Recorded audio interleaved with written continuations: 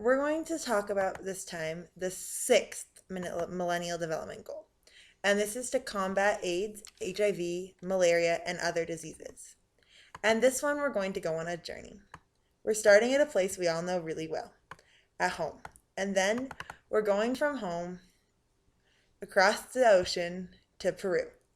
We're going to the hometown I've picked there. I can't pronounce it very well, but it's something around Calacazuca.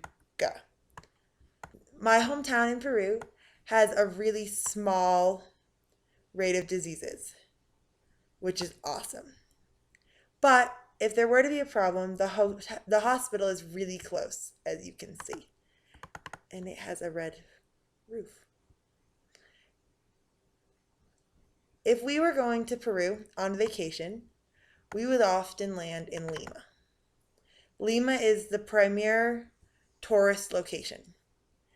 And Lima doesn't have all of these nasty diseases, which is great.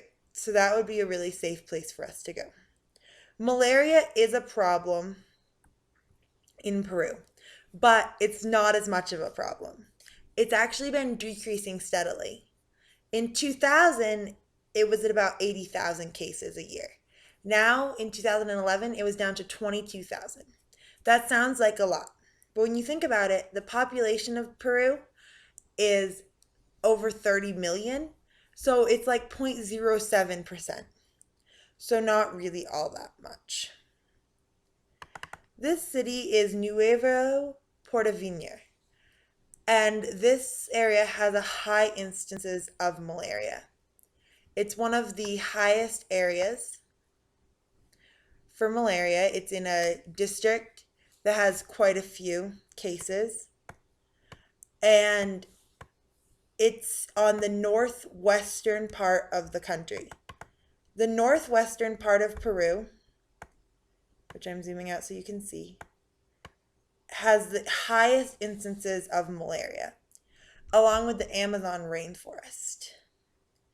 The Puerto Maldonado, I think I got that correct, is an area where the most travelers get malaria because it's where you stay when you're going into the jungle.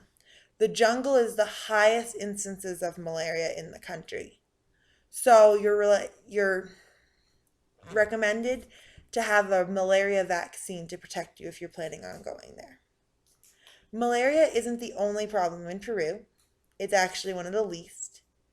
Another one is called cutaneous leishmaniasis. This is a parasite infection, and you get it from sand fleas. And it's pretty widespread in southeastern Peru, but this area, Madre de Dios, is the highest risk for travelers. And there is treatment for that if you did happen to get bitten by a sand flea. You're not likely to get these issues when you go to Peru. Malaria from Peru is only responsible for about 5% of cases in the United States, maybe less. The biggest disease problem for travelers is the fact that it's a lot higher elevation than you're used to. About 11,000 feet, which is a lot better. This is where we start, and this is a pretty high area. So a lot of people get altitude sickness. They recommend you be careful and pay attention to what you're doing to kind of help prevent that a little bit. There's also the risk of yellow fever, but if you're going to Lima, Cuzco, where you start, and Machu Picchu, you're not going to get yellow fever.